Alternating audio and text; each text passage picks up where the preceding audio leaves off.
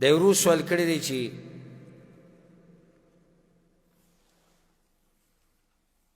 بعضو روایتونو کې پیغمبر صلی الله علیه وسلم داسې ویلي دي وایي موږ کتلي دي چې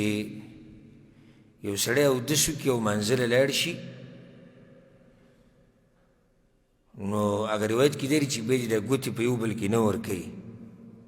دا صحیح خبر روایت کې دي فلا تقولوا هكذا يشبك بين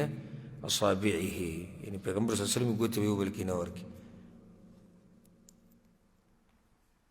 او ایتا یو جواب کې ویلي چې د مانځه نه بعد یو سوال جواب کې دی چې د مانځه نه بعد دا ګوتې په ګوتو کې ورکول جایز دي الجواب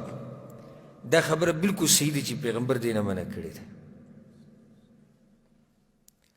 خو یو حدیث کې داسې راځي د ابو هریره رضی الله عنه روایت دی په صحیح بخاري کې دی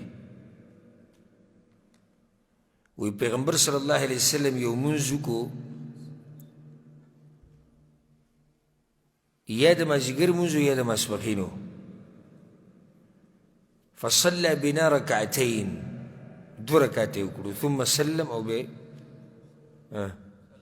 سلام وګرځول فقام الى خشبه معروضه في المسجد یو لرګی پروتو په جومات کې پیغمبر هغې ته ډډه ولګوله كانه غضبان غصه کې و په دغه ورځ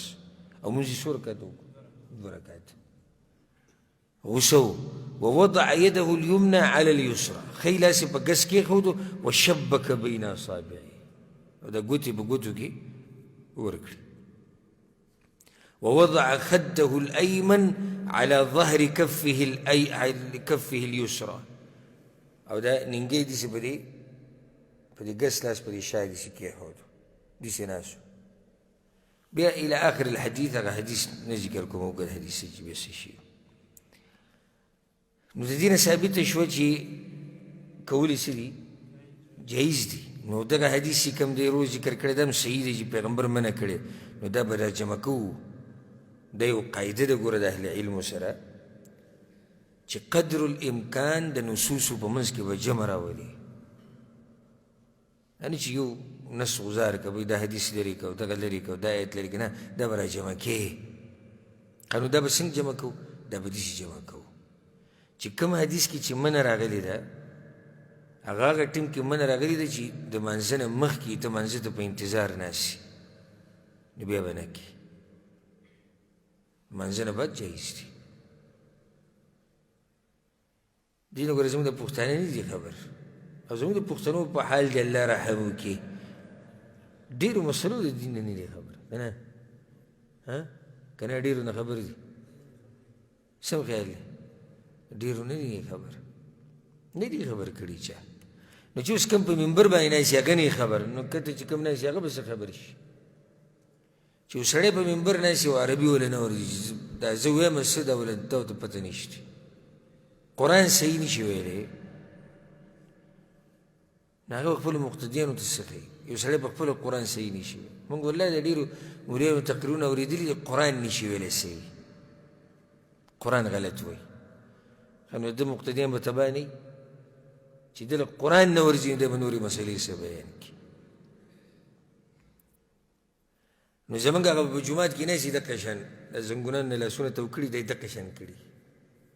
کړي که نه کړي ته وکړه دا ټول به جمعې په ورځ خصوصا دقه شان ټول ناست ټول به د ګوتې دقه شان ورکړي حدیث کې دی نه منع راغلي وجه دې صرف دا په انسان کې سستي راولي دا سمه سستي په سړي کې راولي چې دا ګوتې دې چې کړې که دا سړي کې سمه سستي او بس پکې بیا ولایي ټکه ټکه ټکه ټکه دا ځینې منع راغلي بلکې بس په مانځه کې لګي دا چل پکې دا د عربو کې دا عادت ډېر دی داسې به لګي او دا ټکا به جوړه کړي نو د مانځه نه بعد که یو سړی ګوتې په ګوتو کې ورکوي نو بیا څه دي جایز دي خو چې مانځه ته په انتظار ناسي نو بیا به یې مه کوه والله اعلم